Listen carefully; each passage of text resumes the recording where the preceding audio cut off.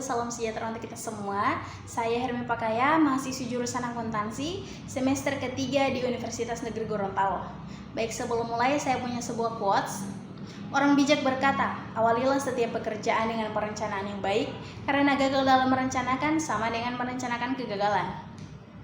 Pajak itu layaknya tulang punggung di tubuh manusia. Kalau republik ini ingin bergerak, berdiri tegak, dihormati rakyatnya dan disegani, maka harus ditopang dengan tulang punggung yang kuat.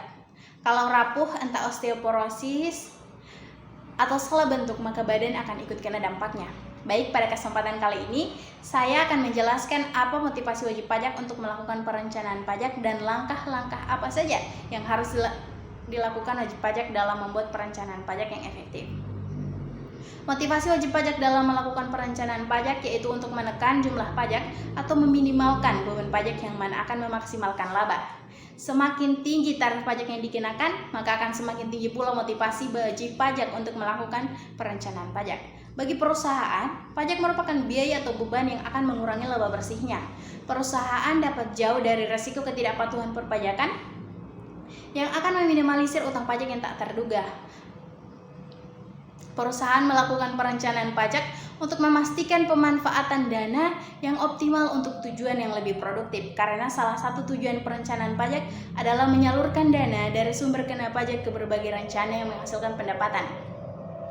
Langkah-langkah yang harus dilakukan wajib pajak dalam membuat perencanaan pajak yang efektif, yaitu menganalisis informasi yang ada. Tahap pertama dari perencanaan pajak adalah menganalisis komponen yang berbeda atas pajak yang terlibat dalam suatu proyek dan menghitung seakurat mungkin beban pajak yang ditanggung. Hal ini hanya bisa dilakukan dengan mempertimbangkan masing-masing elemen dari pajak, baik secara sendiri-sendiri maupun secara total, yang dapat dirumuskan sebagai perencanaan pajak yang paling efisien. Buat satu model atau lebih rencana besarnya pajak. Pilih bentuk transaksi operasi atau hubungan internasional. Pada hampir semua sistem perpajakan internasional, paling tidak ada dua negara yang ditentukan lebih dahulu. Dari sudut pandang perpajakan, proses perencanaan tidak bisa berada di luar dari tahapan pemilihan transaksi, operasi, dan hubungan yang paling menguntungkan. Yang ketiga, evaluasi atas perencanaan pajak. Tax planning sebagai suatu perencanaan yang merupakan bagian kecil dari seluruh perencanaan strategis perusahaan.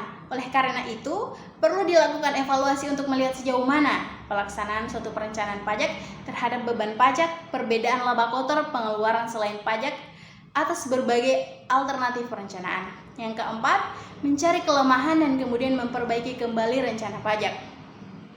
Untuk mengatakan bahwa hasil suatu perencanaan pajak baik atau tidak, tentu harus dievaluasi melalui berbagai rencana yang dibuat.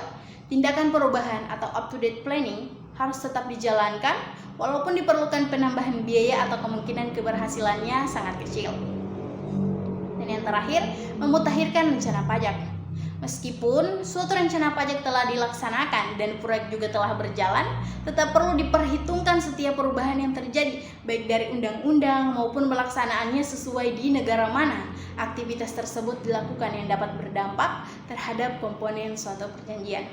Yaitulah penjelasan dari saya. Sekian dan terima kasih. Assalamualaikum warahmatullahi wabarakatuh.